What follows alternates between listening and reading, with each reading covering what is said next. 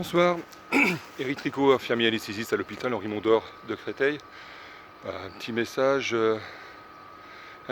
parce que je suis ulcéré de cette politique faite par des menteurs professionnels qui font des promesses, en tout cas qui ne tiendront jamais.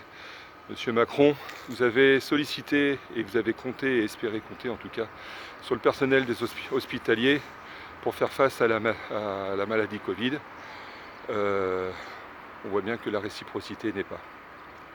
Pourquoi je suis ulcéré? Je suis ulcéré parce que il suffit de lire les journaux au lendemain d'un 8 mai 45 qui mettait fin à une guerre et à une barbarie sans nom. Les symboles sont forts. On va ghettoiser les enfants des soignants, les mettre dans des classes à part, les recentrer, les remettre tous ensemble. Ces enfants de soignants qui pourraient contaminer les autres enfants.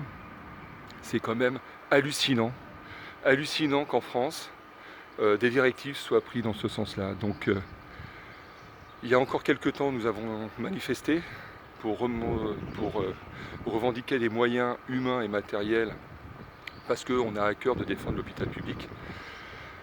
La seule réponse de ce gouvernement et des gouvernements précédents, mais en tout cas de ce gouvernement, ça a été du gazage, du matraquage, des tirs de LBD, avec pour certains de nos collègues des yeux perdus, des mains arrachées. Donc on a été humiliés lors de ces manifestations. Aujourd'hui, vous nous encensez, nous sommes des héros à vous entendre, monsieur Macron, parce que nous sommes en guerre, donc nous sommes des héros.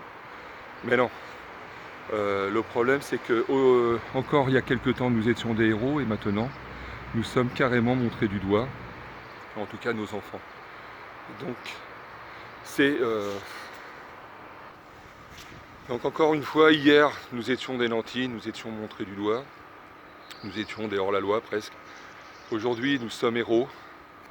Jusqu'à quand? D'aujourd'hui, en tout cas nos enfants sont stigmatisés et demain nous serons oubliés. Donc moi je vais en appeler à toutes ces familles, avec qui on a partagé des larmes, à tous ces usagers qui très tôt avaient compris que l'hôpital public allait être privatisé, et surtout à tous les collègues.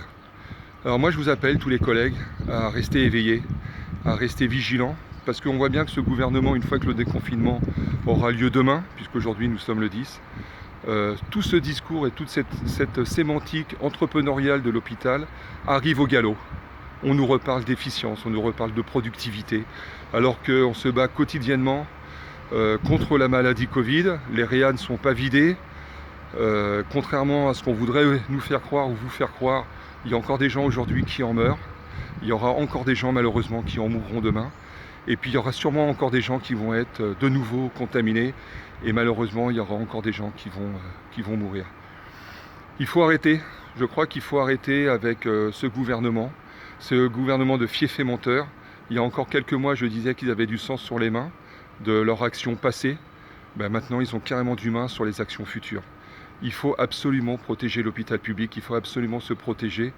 Et il faut arrêter de stigmatiser et de ghettoiser nos enfants, parce que c'est ça maintenant. On va ghettoiser nos enfants. Il y a eu des symboles qui ont été violents, il y a eu des symboles qui ont été forts. On a retrouvé des valeurs unitaires et des valeurs de combat, entre guillemets, face à une maladie Covid.